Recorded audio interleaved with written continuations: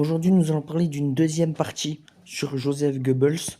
La caméra avait coupé, donc reprenons là où on en était, donc et le laissant seul, aux prises avec les Juifs, avec l'État juif par excellence, l'Union soviétique. Le 19 avril 1945, il prononce son dernier discours public dans lequel il développe pour la dernière fois en public le rôle historique que M. H aurait assumé selon lui, rôle pour lequel les Allemands lui devaient une obéissance totale. Puis il compare le Reich en délinquance, j'ai jamais compris ce mot, à Dieu qui refoulera sûrement les forces du mal incarnées par la juiverie internationale. Il suit son fureur jusqu'à la défaite, le ministère de la propagande au service de la Sainte Croisade du XXe siècle contre le bolchevisme mobilise les troupes allemandes et le reste de la population au fur et à mesure que la situation militaire se détériore. Il est directement responsable du Volkssturm, troupe de réserve composée d'adolescents et de personnes âgées lors de la bataille de Berlin. Maintenant, nous allons parler, donc ça sera l'essentiel de cette deuxième partie, de sa stratégie de propagande. Donc, ça commence d'ailleurs par une personne que je ne connais pas.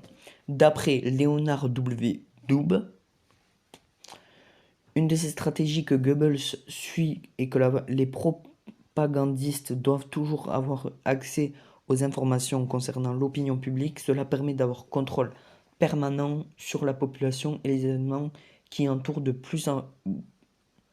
Goebbels estime que pour la propagande soit remarquée, elle doit reproduire de l'intérêt chez le peuple et être transmise par un moyen de communication qui attire leur attention.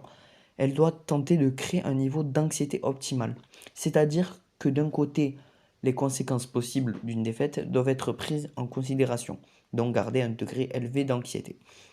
Mais d'un autre côté, au niveau des individus, l'angoisse doit être modérée pour ne pas créer une atmosphère chaotique.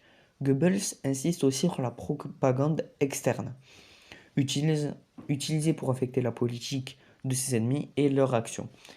C'est en offrant à l'adversaire des renseignements utiles, en l'aidant à parvenir à des conclusions désirées, et en le forçant à révéler des informations importantes que cette stratégie est percutante, qu'elle soit interne ou externe.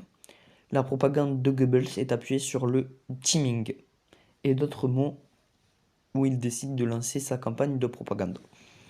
Le temps doit être idéal pour que son public soit le premier touché, tout en considérant les conséquences possibles de ces stratégies. Pour que ces stratégies soient efficaces, Goebbels se base sur des outils de propagande qui sont en plein développement à cette époque, le Troisième Reich. La création du ministère de l'Éducation du peuple et de la propagande du Reich que Goebbels dirige lui permet d'accaparer le contrôle des journaux et des affiches pour propager ses intentions et attirer l'attention de son public. L'une de ses principales stratégies. Dans le but de rallier les plus d'individus pour qu'ils soutiennent le régime.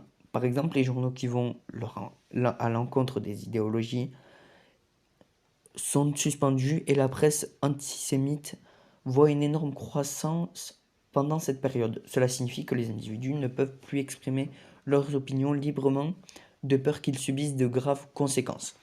De plus, Goebbels utilise aussi les journaux et les affiches pour faire de la propagande. Max et Léon, ça m'a fait penser à ça. Parmi les journaux auxquels beaucoup d'individus ont accès et les affiches les plus visibles, on retrouve les slogans simples, puissants et répétitifs, ainsi que les symboles de la croix dans un disque blanc. Vous savez de quoi on parle. Sur un fond rouge, vif. Vous savez encore plus ce que c'est. De plus, depuis l'arrivée de M. H au pouvoir, la radio se développe de plus en plus et est extrêmement politisée, ainsi que les films allemands. Goebbels s'en rend rapidement compte et décide de s'en servir puisqu'il croit que les meilleurs outils pour répandre le message à travers toute l'Allemagne pour mobiliser la population. Dans un article, Goebbels dit « Je considère la radio comme l'instrument le plus moderne et le plus important d'influence de masse qui existe partout. » Le Volksempfänger est le nom qu'on donne au récepteur radio allemand de l'époque. grandement subventionné. Il est le moyen par lequel Goebbels parvient de communiquer avec l'ensemble de la population lorsque ce dernier y diffuse ses plus grands discours. À l'époque, c'est très moderne, n'empêche. Voilà.